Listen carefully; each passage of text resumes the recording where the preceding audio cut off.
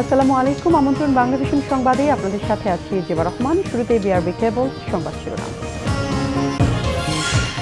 বাংলাদেশ ভারত এগিয়ে যাবে একসঙ্গে, সম্পর্কে চির ধরবে না বললেন মোদি। সমৃদ্ধ দক্ষিণ এশিয়া গড়ার আহ্বান প্রধানমন্ত্রী শেখ হাসিনার। স্বাধীনতার সুবর্ণ জয়ন্তী উদযাপন, জাতীয় স্মৃতিসৌধে রাষ্ট্রপতি প্রধানমন্ত্রীর শ্রদ্ধা। উন্নত সমৃদ্ধ বাংলাদেশের প্রত্যাশা সর্বস্তরের মানুষের। রাজশাহীর কাটাখালীতে বাস মাইক্রোবাস সংঘর্ষে নিহত অন্তত 17। গাইবান্ধা ও সাতক্ষীরায় সড়কে ঝরল আরও 3 প্রাণ।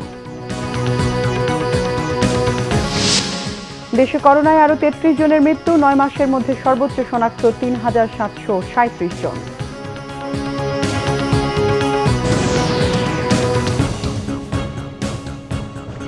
দেখছিলেন বিআরবি কেবল সংবাদ শিরোনাম। এবার বিস্তারিত সংবাদ।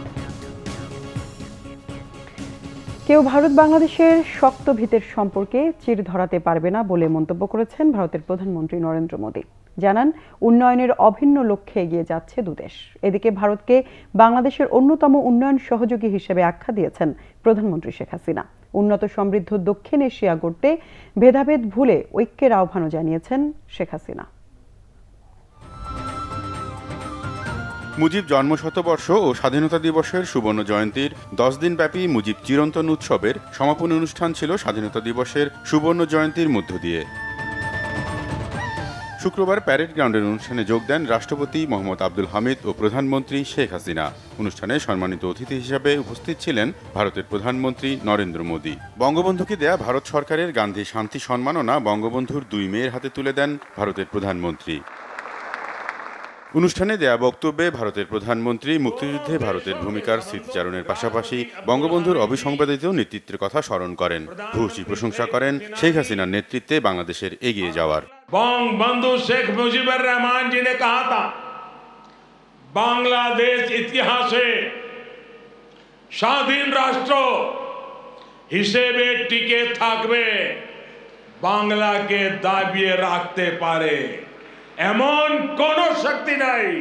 मुझे खुशी है कि शेख हसीना जी के नेतृत्व में बांग्लादेश दुनिया में अपना दमखम दिखा रहा है।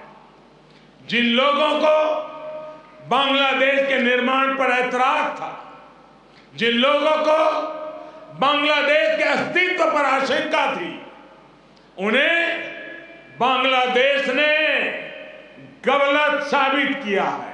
দারিদ্র দূরীকরণ এবং দুদেশের উন্নয়ন অগ্রগতিতে একসাথে কাজ করার কথাও বলেন ভারতের প্রধানমন্ত্রী। गरीबी के खिलाफ हमारे युद्ध के लिए, आतंक के खिलाफ लड़ाई के लिए हमारे लक्ष्य एक है, इसलिए हमारे प्रयास भी इसी तरह एकजुट होने चाहिए। मुझे विश्वास है भारत बांग्लादेश मिलकर तेज गति से प्रगति करेंगे। মুক্তিযুদ্ধে ভারতের অবদানের জন্য কৃতজ্ঞতা প্রকাশের পাশাপাশি বর্তমান বাংলাদেশ ভারত সম্পর্কের গভীর বন্ধুত্বের কথা উঠে আসে শেখ হাসিনার বক্তব্যে। ভারতের সঙ্গে বর্তমানে আমাদের সম্পর্ক নতুন উচ্চতায় উন্নীত হয়েছে। আমরা প্রধানমন্ত্রী মোদিজির প্রতিবেশী সর্বাগ্রে এই নীতি প্রশংসা করি। বিগত কয়েক বছরে বাংলাদেশ ভারতের মধ্যে ব্যবসা বাণিজ্য, যোগাযোগ, বিদ্যুৎ, জ্বালানি, কৃষিসহ বিভিন্ন ক্ষেত্রে সহযোগিতা বৃদ্ধি পেয়েছে। ভারত আমাদের অন্যতম উন্নয়ন সহযোগী দেশ। অনুষ্ঠানে প্রধান অতিথির বক্তব্যে রাষ্ট্রপতি মোহাম্মদ আব্দুল হামিদ স্বাধীনতার সুফল ঘরে ঘরে পৌঁছাতে সবাইকে সততা ও নিষ্ঠার সাথে কাজ করার আহ্বান জানান। গৌরব ও ত্যাগের অনুভব বীরত্বগাথা আমাদের স্বাধীনতা সংগ্রামের ইতিহাস।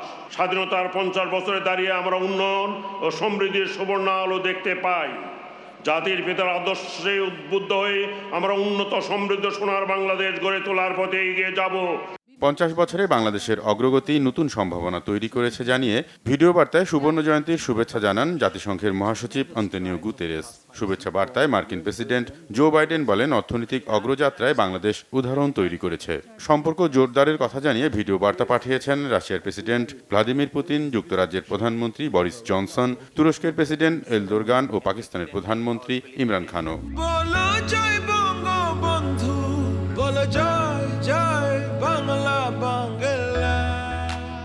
বিরতির পর পরিবেশিত হয় বাংলাদেশ ভারত সহ বিভিন্ন বন্ধু রাষ্ট্রের শিল্পীদের মনোজ্ঞ সাংস্কৃতিক অনুষ্ঠান। নিঃশেষে প্রাণ যে করিবে দান, হয় নাই তার ক্ষয়। রকুনুজ্জামান, বাংলা ভিশন, ঢাকা। এর আগে বঙ্গবন্ধুর জন্মশতবার্ষিকী ও স্বাধীনতার সুবর্ণ জয়ন্তী উদযাপন অনুষ্ঠানে যোগ দিতে দুদিনের সফরে সকালে ঢাকায় আসেন ভারতের প্রধানমন্ত্রী নরেন্দ্র মোদী। তাকে বহনকারী এয়ার ইন্ডিয়ার একটি বিশেষ বিমান 10:30টায় হযরত শাহজালাল আন্তর্জাতিক বিমানবন্দরে পৌঁছায়। অতিথি সরকার প্রধানকে ফুল দিয়ে অভ্যর্থনা জানান প্রধানমন্ত্রী শেখ হাসিনা। বিমানবন্দরে ভারতের প্রধানমন্ত্রীকে লাল গালিচা সংবর্ধনা দেয়া হয়। গার্ড অফ অনার দেয়া হয় সশস্ত্র বাহিনীর পক্ষ থেকে। করোনা সংক্রমণের মধ্যে এই প্রথম কোনো দেশ ভ্রমণ করছেন ভারতের প্রধানমন্ত্রী। সফরের শুরুতেই সাফারে যান ভারতের প্রধানমন্ত্রী। সেখানে জাতীয় স্মৃতিসৌধে মুক্তিযুদ্ধের শহীদদের প্রতি শ্রদ্ধা জানান তিনি। এদিকে ঢাকা সফরের আগে এক টুইটে নরেন্দ্র মোদী জানান, তার এই সফর বাংলাদেশ ভারতের সম্পর্ককে আরও গভীর করবে।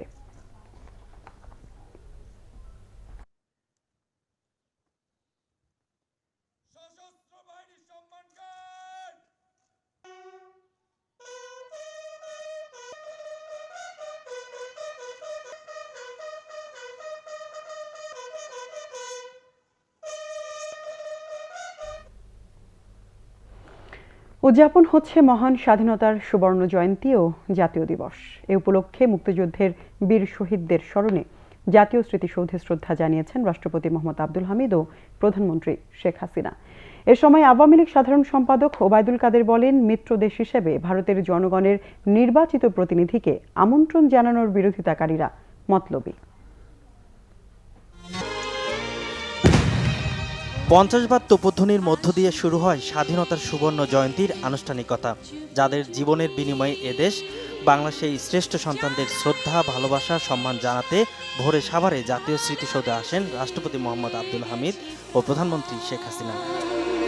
30 লাখ শহীদের স্মৃতিতে গড়া সৌধে ফুল দিয়ে শ্রদ্ধা নিবেদন করেন রাষ্ট্রপতি, পরে প্রধানমন্ত্রী।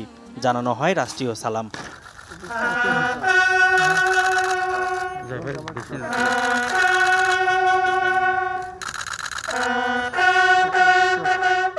স্পিকার ডক্টর শিরিন শারমিন চৌধুরী, প্রধান বিচারপতি সৈয়দ মাহমুদ হোসেন, মুক্তিযুদ্ধ বিষয়ক মন্ত্রী আ.ক.ম মোজাম্মেল হক, 3 বাহিনী প্রধান সহ সংশ্লিষ্টরা এ সময় উপস্থিত ছিলেন।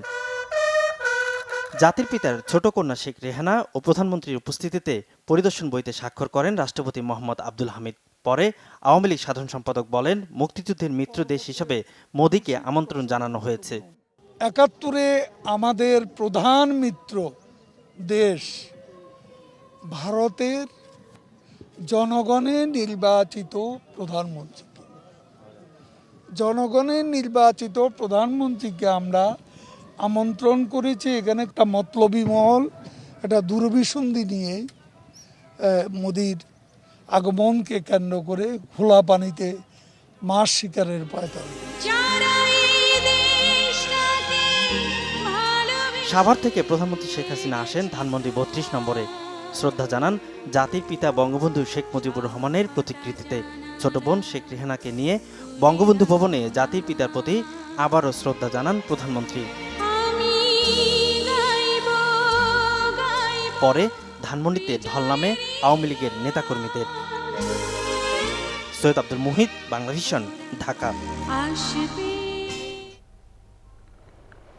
জনগণকে বাদ দিয়ে সরকার সুবর্ণ জয়ন্তী পালন করছে, অভিযোগ বিএনপির মহাসচিব মির্জা ফখরুল ইসলাম আলমগীরের। বলেন, করোনা নিয়ে সরকার উদাসীন, তারা ব্যস্ত বিদেশি মেহমান নিয়ে। বিএনপির সঙ্গে ভারতের সফররত প্রধানমন্ত্রী নরেন্দ্র মোদীর সাক্ষাতের পরিকল্পনা নেই বলে জানান মির্জা ফখরুল। ডিএমপির বিধিনিষেধে নেতাকর্মীদের ছাড়াই স্থায়ী কমিটির সদস্যদের নিয়ে সাবেক রাষ্ট্রপতি জিয়াউর রহমানের মাজারে শ্রদ্ধা জানান বিএনপির মহাসচিব। দলের প্রতিষ্ঠাতার আত্মার মাগফেরাত এবং দেশ ও জাতির সমৃদ্ধি কামনায় মোনাজাতের পর মির্জা ফখরুল ইসলাম আলমগীর জানান, গণতন্ত্র ও বেগম খালেদা জিয়াকে শৃঙ্খল মুক্ত করাই বিএনপির শপথ। আমরা সারা শহর দেখলাম একটা অঘোষিত কারফিউর মতো রয়েছে এবং জনগণের চলাচল বন্ধ করে দেওয়া হয়েছে এবং জনগণকে বাদ দিয়েই আজকে এই দিনটি সরকার উদযাপন করছে। আজকে আমাদের অনেক বিস্তারিত কর্মসূচি ছিল, কিন্তু সেই কর্মসূচি আমরা পালন করতে পারছি না। আমরা স্মৃতিসৌধে আজকে যেতে পারিনি। 1971 সালে দেশনেত্রী বেগম খালেদা জিয়া তিনি পাকিস্তান হানাদার বাহিনীর কারাগারে বন্দী ছিলেন। আজকে 50 বছর পরে তিনি বাংলাদেশের একটা অবৈধভাবে ক্ষমতা দখলকারী সরকারের হাতে বন্দী অবস্থায় আছে। এসে হচ্ছে আমাদের, দিস ইজ আওয়ার অ্যাচিভমেন্ট। আমাদের গণতন্ত্রের, আমাদের যে রাজনৈতিক যে অর্জন হচ্ছে এইটা, যে আজকে 50 বছর পরেও আমরা স্বাধীন নই। ভারতের প্রধানমন্ত্রী নরেন্দ্র মোদীর বাংলাদেশ সফর নিয়েও কথা বলেন বিএনপির মহাসচিব। অভিন্ন নদীর পানিগুলোর হিস্সা, সেখানে কোনো সমাধান হয়নি। বারবার করে চেষ্টা বলা হয়েছে তিস্তা নদীর পানির কথা, 10 বছর আগে বলা হয়েছে তারা সমাধান করবে, কিন্তু এখন পর্যন্ত তিস্তা নদীর পানির কোনো চুক্তির সমাধান নেই। অথচ আমরা, আমাদের সরকার কিন্তু একতরফাভাবে আপনার ফেনী নদীর পানি দিয়ে দিয়েছেন, অন্যান্য বিষয়গুলো তারা করছেন। আজকে সীমান্তে হত্যা বন্ধ হয়নি। আমরা সকল দেশের সঙ্গে সুসম্পর্ক চাই, কিন্তু কেউ আমাদের প্রভু হোক এটাও আমরা কখনোই চাই না, বা মানুষ কখনোই তা মেনে নেয়নি। যারা মুক্তিযুদ্ধ, জাহাঙ্গীর আকন্দ, বাংলা ভিশন, ঢাকা। তাদের প্রতি সুবর্ণ জয়ন্তীতে উন্নত সমৃদ্ধ বাংলাদেশ গড়ার প্রয়াস অব্যাহত রাখার প্রত্যাশায় সাভার স্মৃতিসৌধে শ্রদ্ধা জানিয়েছে সর্বস্তরের মানুষ। তবে করোনা সংক্রমণ ও ভিভিআইপি প্রোটোকলের ঘেরাটোপে এবার স্মৃতিসৌধে শ্রদ্ধা জানানোর আনুষ্ঠানিকতা ছিল।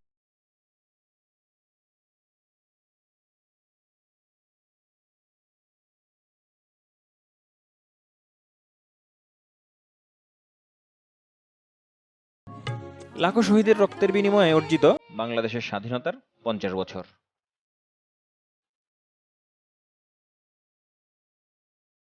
সুবর্ণ জয়ন্তীর এই দিনে রাষ্ট্রপতি ও প্রধানমন্ত্রীর শ্রদ্ধা নিবেদন শেষে সর্বসাধারণের জন্য খুলে দেওয়া হয় সাভার স্মৃতিসৌধ।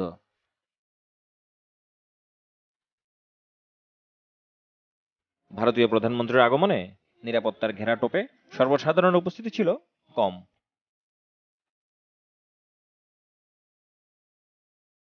বিভিন্ন বিশ্ববিদ্যালয়ের শিক্ষক শিক্ষার্থী সহ স্থানীয় বিভিন্ন রাজনৈতিক, সামাজিক ও সাংস্কৃতিক সংগঠন শ্রদ্ধা জানায় শহীদদের প্রতি।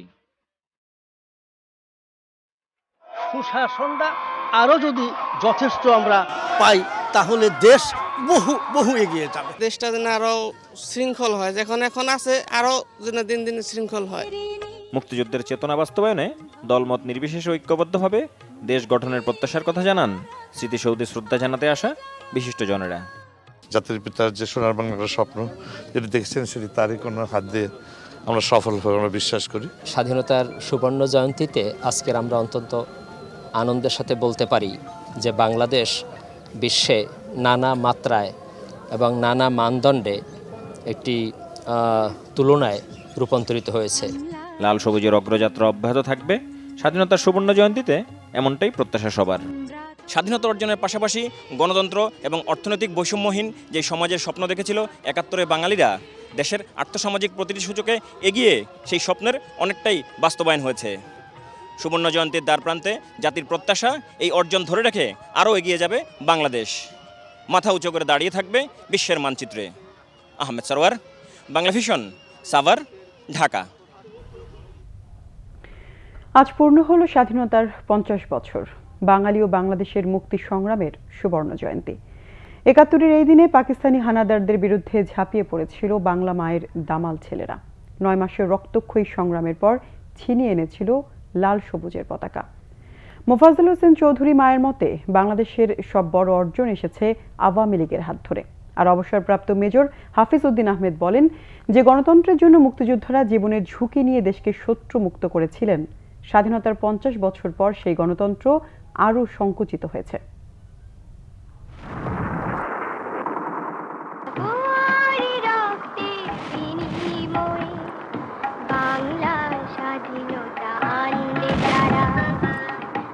ছাব্বিশ মার্চ মহান স্বাধীনতা ও জাতীয় দিবস। আত্মত্যাগের অনন্য প্রত্যয়ে বঙ্গবন্ধুর ডাকে ৭১-এর এই দিনে সংগ্রামে ঝাঁপিয়ে পড়ে এদেশের মানুষ। রক্তক্ষয়ী মুক্তিযুদ্ধের সূচনার সেই গৌরব ও অহংকারের 50 বছর পূর্তি আজ। পরাধীনতার শেকল থেকে মুক্তি পেতে মার্চের শুরু থেকেই বাংলা জুড়ে তৈরি হয় এক নতুন আবহ। বঙ্গবন্ধু শেখ মুজিবুর রহমানের ৭ মার্চের ভাষণ পুরো জাতির মধ্যে প্রতিরোধের স্পৃহা তৈরি করে। মনে রাখবা, রক্ত যখন দিয়েছি, রক্ত আরো দেব, এদেশের মানুষকে মুক্ত করে ছাড়বো ইনশাআল্লাহ। এবারে সংগ্রাম আমাদের মুক্তির সংগ্রাম। এবারের সংগ্রাম স্বাধীনতার সংগ্রাম। সবকিছুকে বৃদ্ধাঙ্গুলি দেখিয়ে ৭১-এর ২৫ মার্চ ভয়াল রাতে পাকিস্তানিরা মেতে ওঠে নৃশংস হত্যাযজ্ঞে। ২৫ মার্চ সারি সারি লাশ আর বাংলা মায়ের আর্তচিৎকার সঙ্গী করে রক্তে রাঙা নতুন সূর্য ওঠে। চারদিকে লাশ আর বারুদের গন্ধ। জনশূন্য রাস্তায় তখন চড়ে পাকিস্তানি সেনা টহল। আমি দাম দিয়ে কিনেছি বাংলা। ২৫শে মার্চের গণহত্যার পর প্রতিরোধের নেশা পেয়ে বসে বাঙালিদের। জ্বলে ওঠে মুক্তিকামী মানুষের চোখ, গড়ে তোলে শক্ত প্রতিরোধ।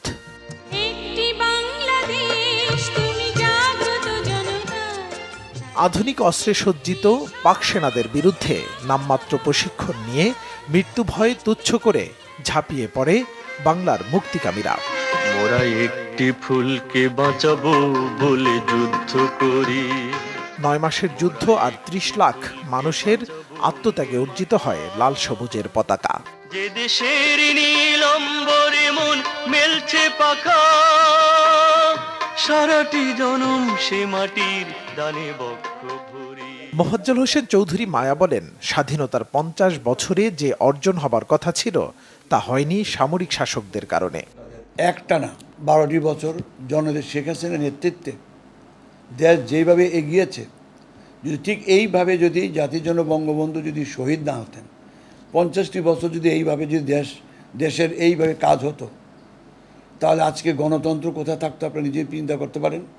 অগ্রগতি কোথায় এসে যেত সেটা কিন্তু চিন্তাই করা যায় না। এই ৫০ বছরের মধ্যে এই ২১টি বছর ২০ বছর প্রায় আওয়ামী লীগ সরকার আছে ক্ষমতায়। এই ভিতরে যতটুকু উন্নতি হয়েছে, উন্নয়ন হয়েছে, সমৃদ্ধি হয়েছে, তার সম্পূর্ণ কৃতিত্ব বঙ্গবন্ধু এবং তার সুযোগ্য কন্যা জননেত্রী শেখ হাসিনা। আরেক খেতাবপ্রাপ্ত মুক্তিযোদ্ধার আক্ষেপ, যে লক্ষ্য নিয়ে স্বাধীনতার যুদ্ধে বুকের রক্ত ঢেলে দিয়েছিল বাঙালি, তা আজ ভুলণ্ঠিত। ৭১-এর স্বাধীনতা যুদ্ধ মূলত সংগঠিত হয়েছে গণতন্ত্র প্রতিষ্ঠার জন্যে। স্বভাবতই দেশবাসীর আশা ছিল যে স্বাধীন দেশে গণতন্ত্র অবাধ গতিতে চলবে, মানুষের সকল মৌলিক অধিকার বজায় থাকবে, বরং এগুলোকে আরও বিকশিত করা যাবে।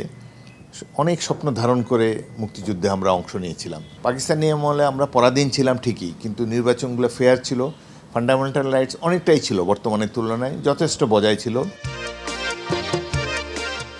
সুবর্ণ জয়ন্তীর এই স্বাধীনতা দিবস খুবই তাৎপর্যপূর্ণ। বৈষম্যমুক্ত সমাজ ও সামাজিক নিরাপত্তা নিশ্চিত করাই হোক এবারের অঙ্গীকার।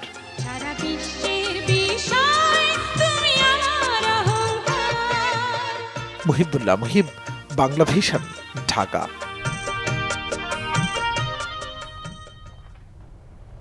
শুক্রবার রাজধানীর বায়তুল মোকাররম এলাকায় সরকারের পক্ষে বিপক্ষের দু গ্রুপের সংঘর্ষ হয়েছে। এ সময় পুলিশের সাথে তাদের ধাওয়া পাল্টা ধাওয়া হয়। এ ঘটনার প্রতিবাদে বিক্ষোভ হয়েছে চট্টগ্রামে, হাটহাজারী ও ব্রাহ্মণবাড়িয়ায়। জুমার নামাজের মোনাজাত শেষে বিক্ষোভ শুরু করে বায়তুল মোকাররমের মুসল্লিদের একাংশ। এতে বাধা দেয় সরকার সমর্থকরা, বাধে সংঘর্ষ। পুলিশের সাথেও ধাওয়া পাল্টা ধাওয়ার ঘটনা ঘটে। ব্যাপক সংঘর্ষ চলে উভয় পক্ষের। এদিকে ঘটনার প্রতিবাদে চট্টগ্রামে হাটহাজারী মাদ্রাসার ছাত্ররা জুমার নামাজের পর বিক্ষোভ মিছিল বের করে। এ সময় তাদের সাথেও পুলিশের সংঘর্ষ হয়। সড়ক অবরোধ করে বিক্ষুব্ধ শিক্ষার্থীরা। হাটহাজারীর সংঘর্ষের প্রতিবাদে ব্রাহ্মণবাড়িয়াতেও শহর জুড়ে বিক্ষোভ করে বিভিন্ন মাদ্রাসার ছাত্ররা। বিক্ষুব্ধরা ব্রাহ্মণবাড়িয়া রেলওয়ে স্টেশনে ভাঙচুর ও অগ্নিসংযোগ করে।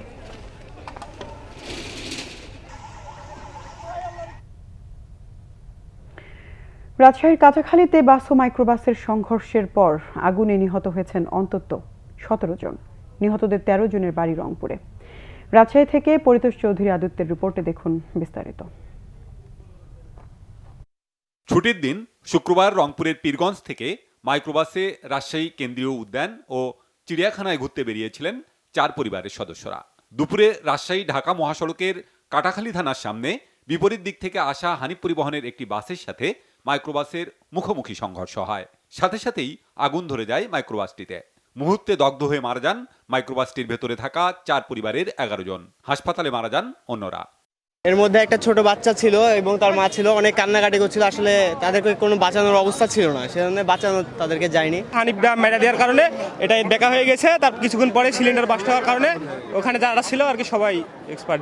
আগুন ধরেছে আর ভিতর থেকে অনেকেই মানে হাত ইশারা করছে যে আমাকে বাঁচান বাঁচান, কিন্তু আসলে কেউ তো ওখানে যাওয়ার মতো কোনো পরিস্থিতি নাই। গাড়িটা সামনাসামনি লাগার কারণে সাথে সাথে আগুন জ্বলছে গাড়িতে। পাশের মহিলা ছিল, আমরা আসলে বাল্টিতে করে পানি মারা হয়েছে গায়ে মহিলা, যে ট্রান্সিট পা বাঁধে গেছিল এবং বাচ্চাগুলো আমাকে একটা বাচ্চা দেওয়ার চেষ্টা করছে, কিন্তু ওই সময়তে বাসটা গেছে পিছন সিলিন্ডার, তখন আমরা আর ভিড়তে পারি না। মাইক্রোবাসের মধ্যে আমরা 11টা ডট বডি পাই। এই 11টা মৃতদেহ আমরা বডি ব্যাগে পূরণ করে পুলিশের কাছে হ্যান্ড ওভার করছি। ঘটনাস্থল ঘুরে দেখেন Rajshahi metropolitan police commissioner Abu Kalam Siddique. Hiace মাইক্রোবাসে কিন্তু আপনার ছিল, গ্যাস সিলিন্ডার ছিল, গ্যাস সিলিন্ডার বিস্ফোরিত হয়ে আগুন লেগেছে। তাৎক্ষণিকভাবে আমরা ফায়ার সার্ভিসকে অবহিত করছি, ফায়ার সার্ভিস চলে আসছে, আমাদের থানার পাশে থানার অফিসাররা চলে আসছে। এদিকে গাইবান্ধার গোবিন্দগঞ্জে পিকনিকের বাস চাপা দেয় একটি সিএনজি অটোরিকশাকে। এতে ঘটনাস্থলেই 2 জন নিহত হন, আহত হন 9 জন। অন্যদিকে সাতক্ষীরায় বাসের ধাক্কায় নিহত হয়েছেন অবসরপ্রাপ্ত এক স্কুল শিক্ষক। Banglavision news desk. দেশে করোনায় একদিনে আরও 33 জনের মৃত্যু হয়েছে। টানা চতুর্থ দিনের মতো শনাক্ত হয়েছে 3,500-এর বেশি করোনা রোগী। শুক্রবার স্বাস্থ্য অধিদপ্তরের প্রেস বিজ্ঞপ্তিতে জানানো হয়, 24 ঘন্টায় 27,299টি নমুনা পরীক্ষায় 3,737 জনের করোনা শনাক্ত হয়েছে। এ নিয়ে মোট শনাক্তের সংখ্যা দাঁড়ালো 5,88,132। এ সময় করোনায় আরও 33 জনের মৃত্যু হয়েছে। মোট মৃতের সংখ্যা 8,830 জন। 24 ঘন্টায় সুস্থ হয়েছেন 2,057 জন। সুস্থতার মোট সংখ্যা দাঁড়ালো 5,31,951 জন। 24 ঘন্টায় নমুনা পরীক্ষা বিবেচনায় শনাক্তের হার 13.69, সুস্থতার হার 90.45 ও মৃত্যুর হার 1.50। প্রধান নির্বাচন কমিশনার KM নুরুল হুদা মুক্তিযোদ্ধাদের তালিকার প্রয়োজনীয়তা নিয়ে প্রশ্ন তুলেছেন। তার মতে রণাঙ্গনের বাইরেও অনেক মুক্তিযোদ্ধা আছেন, কিন্তু তাদের অবদানের কথা কখনোই স্বীকার করা হয় না। সকালে আগারগাঁয়ে নির্বাচন ভবনে মহান স্বাধীনতা ও জাতীয় দিবসের আলোচনায় সিএসসি বলেন, অর্জিত স্বাধীনতাকে রক্ষা করতে হবে নতুন প্রজন্মকেই। এজন্য মুক্তিযুদ্ধের সঠিক ইতিহাস জানতে সবাইকে আহ্বান জানান তিনি। অনুষ্ঠানে ইসি সচিব হুমায়ুন কবির খন্দকার বলেন, 2008 সাল থেকে বঙ্গবন্ধুর স্বপ্ন বাস্তবায়ন করতে সব ক্ষেত্রেই দেশকে এগিয়ে নিয়ে যাচ্ছেন প্রধানমন্ত্রী শেখ হাসিনা। অনুষ্ঠানে বক্তব্য দেন নির্বাচন কমিশনার রফিকুল ইসলাম, কবিতা খানম ও অবসরপ্রাপ্ত ব্রিগেডিয়ার জেনারেল শাহাদাত হোসেন চৌধুরী।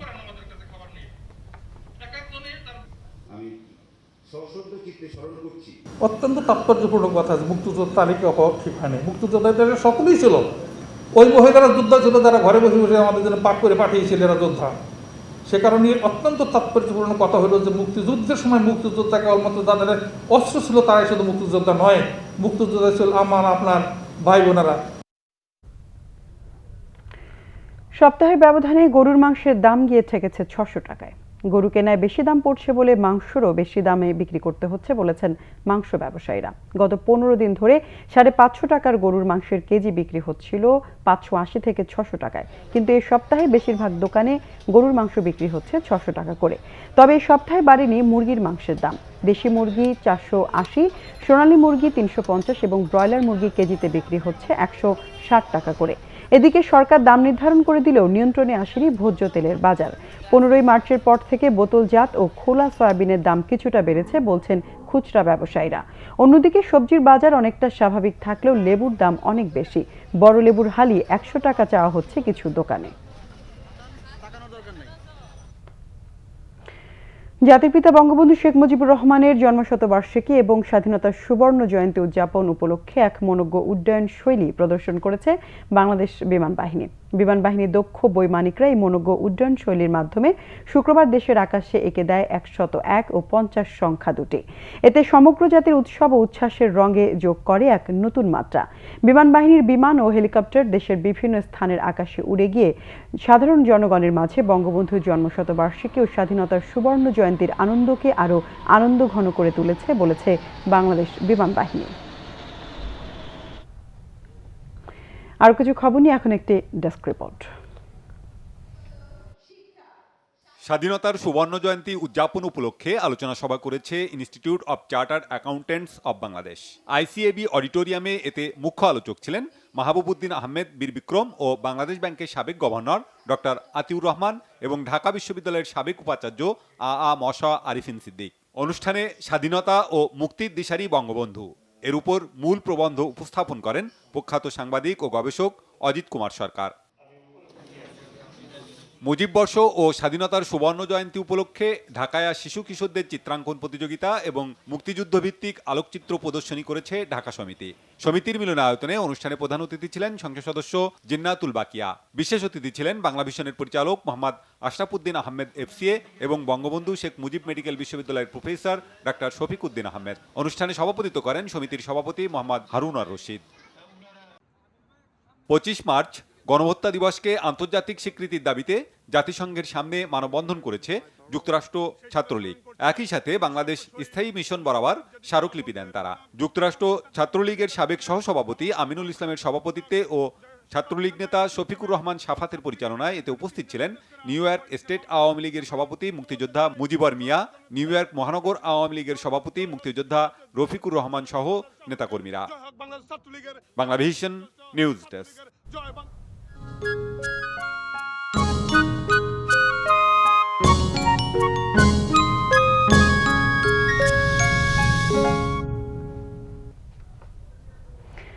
শুক্রবারও জমেনি বইমেলা।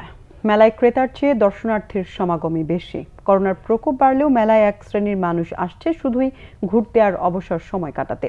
এখনও বিক্রি না বাড়ায় হতাশ প্রকাশক ও বিক্রেতারা।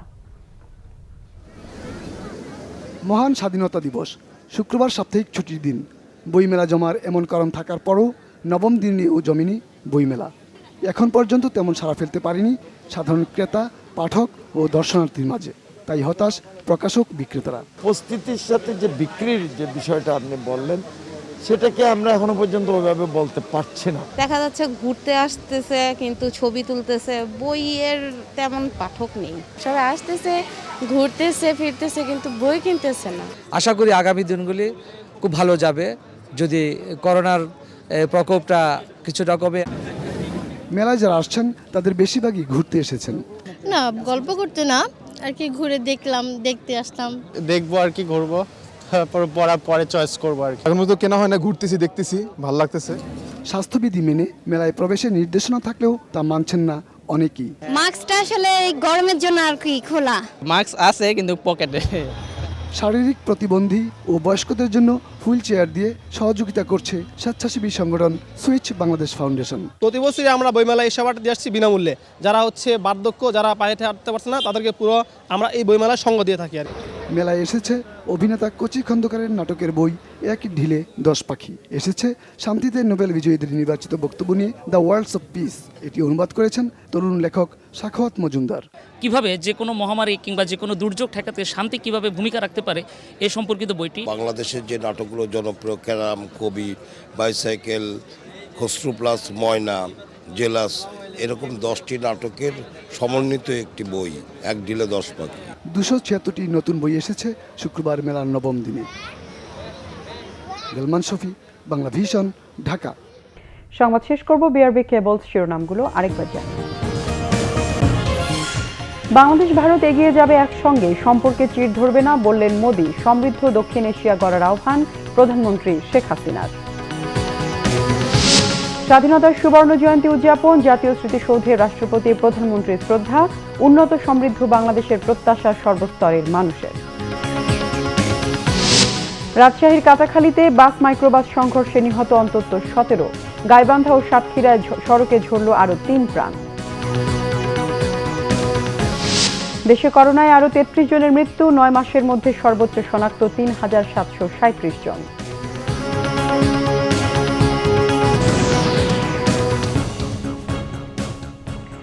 দর্শক, এ ছিল এখনকার মতো। পরের সংবাদ রাত 1টায় দেখার আমন্ত্রণ রইল।